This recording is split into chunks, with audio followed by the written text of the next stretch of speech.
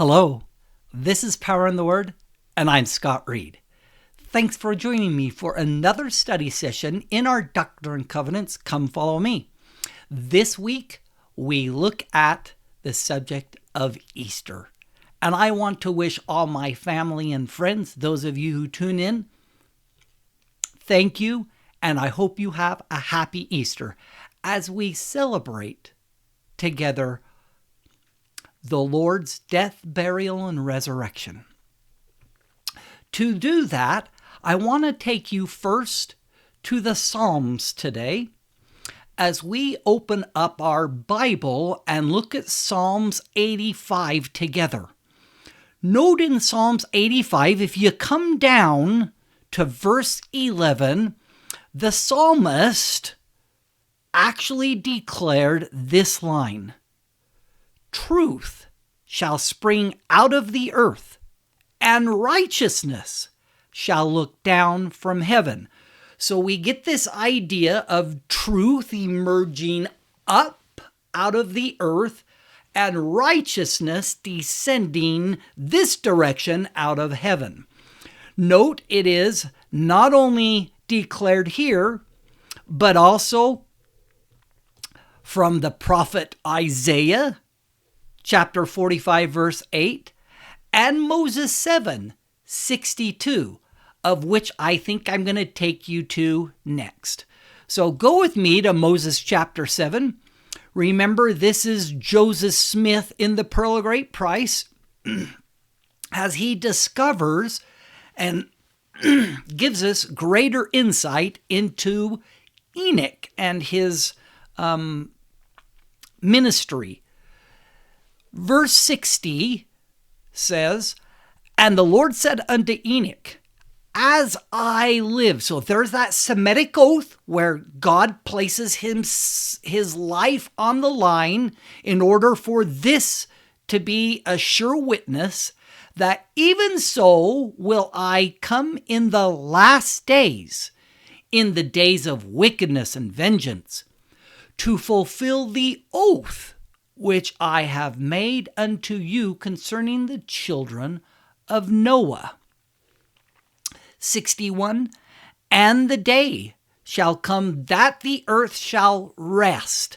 You might want to pen in or make a note that rest denotes the millennial day. Okay? But in your annotation, he then lists 5 things before that day, signs of the time, if you will, that are to happen. Underline them. They are, the heavens shall be darkened. Okay, we know sun and moon and stars, okay, all are darkened. There will also be 2, a veil of darkness shall cover the earth. And 3, the heavens will shake. 4, so will the earth. And 5, great tribulation shall be among the children of men. But the Lord declares, "My people will I preserve." How is he going to preserve his people when such things are occurring in the last days? Well, the answer to that is in verse 62 and should sound familiar as Psalms 85:11. Note, "And righteousness," so underline righteousness, "will I send down out of heaven." Oh, same thing. Righteousness descends this direction, while truth, underline it, this direction, will I send forth out of the earth. Note, so you have 2 witnesses, righteousness and truth, that are to, note, bear testimony of mine only begotten. You better darken that. So whatever righteousness and truth are, they must bear testimony of Jesus Christ. Second, of his resurrection from the dead. And third, the resurrection of all mankind, our resurrection. And then he says again, righteousness and truth. So underline again, will I cause to sweep the earth as with a flood. Now, many times I hear in our own circle of Latter-day Saints that the Lord will never flood the earth again. Well, not according to that verse. He is going to sweep the earth as with a flood. So yes, it is metaphorical, but nevertheless, there are flood waters coming. But these flood waters, unlike in verse 60, the flood waters of Noah, these flood waters are to gather mine elect from the four corners of the earth. Okay? They are to bring Israel to establish a city called Zion, or a new Jerusalem, much like Enoch is working on the establishment of his Zion. You see the parallel of why he's telling Enoch this? Okay, this is very significant. So we must figure out then, what is it that comes this direction and this direction, bearing witness of Jesus Christ, his resurrection, and ours? Note, if I show you this quote on this slide, we have commentary on just what righteousness and truth are.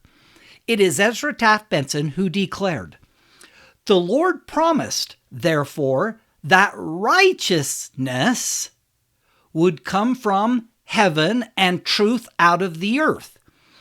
We have seen the marvelous fulfillment of that prophecy in our generation." Then note, the Book of Mormon has come forth out of the earth filled with truth. So there's the fulfillment of Psalms, Isaiah, and Pearl of Great Price, that the truth is the Book of Mormon, which serves as the very keystone of our religion. Then he says, God has also sent down this direction, righteousness from heaven. And then says, the Father himself appeared with his son to the prophet Joseph Smith, the angel Moroni, John the Baptist, Peter, James, and numerous other angels were directed by heaven to restore the necessary powers to the kingdom. Further, the prophet Joseph Smith received revelation after revelation from the heavens, declaring that the righteousness coming down this direction is revelations through the Lord to his mouthpiece or his prophets here on the earth, which he states have been preserved for us in the Doctrine and Covenants. We then see that the two witnesses for Jesus, his resurrection, and ours is the Book of Mormon and the continued revelations to prophets, seers, and revelators in these last days. It is Joseph Smith that declared, the fundamental principle of our religion are the testimony of the apostles and prophets concerning Jesus Christ, that he died, was buried, rose again the third day, and ascended into heaven, and all other things which pertain to our religion are only appendages to it. Note that it is President Ezra Taft Benson that declared in his teachings, the most important prophet, so far as we are concerned, is the one who is living in our day and age. This is the prophet who has today's instructions from God to us. God's revelation to Adam did not instruct Noah how to build the ark. Every generation has need of the ancient scripture, plus the current scripture for the living prophet. He is the most important. Do you see that? We have scriptures and their books and revelation to ancient prophets, but we have revelations to modern day current prophets in this dispensation. Therefore, the most critical reading and pondering that you should do is of the latest inspired words from the Lord's mouthpiece. That is why it is essential that you have access to and carefully read his words.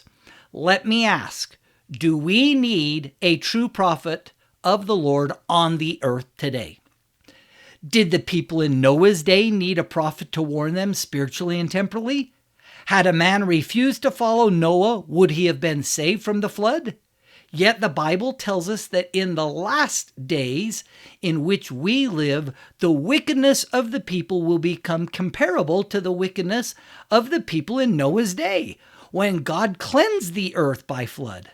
Do you think we need a prophet today to warn us and prepare us for the cleansing that God promises will come? This time by fire. If we want to know how well we stand with the Lord, then let us ask ourselves how well we stand with his mortal captain. How close do our lives harmonize with the Lord's anointed, the living prophet, president of the church, and the quorum of the 12 apostles? With that, here's how my mind then works.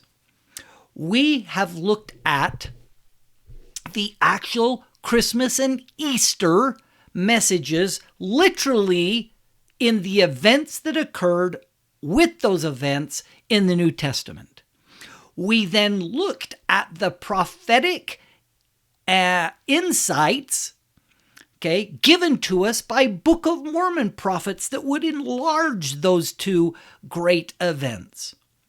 This year, I wish to, with the celebration of the Doctrine and Covenants and Come Follow Me, look at the prophets, seers, and revelators and their declaration of these two great events. And then next year, we will look at them in symbolic and prophetic nature from the Old Testament. So this year, for your Easter message, I wish to share with you 20 inspired quotes to celebrate Jesus Christ this Easter, and have you take time to end this video and go to your gospel library, to the Liahona magazine of this month, April 2025, where there is an article of the prophet, seer, and revelators of our day declaring the message of Jesus Christ for us this Easter. You may also, rather than having to do that, you can certainly look at the description of this video and click on the link there. Hope you have a great experience as you look at prophets, seers, and revelators of our day, and then join with me next week as we continue to look at Doctrine and Covenants, Come Follow Me. Enjoy, and hope to see you then.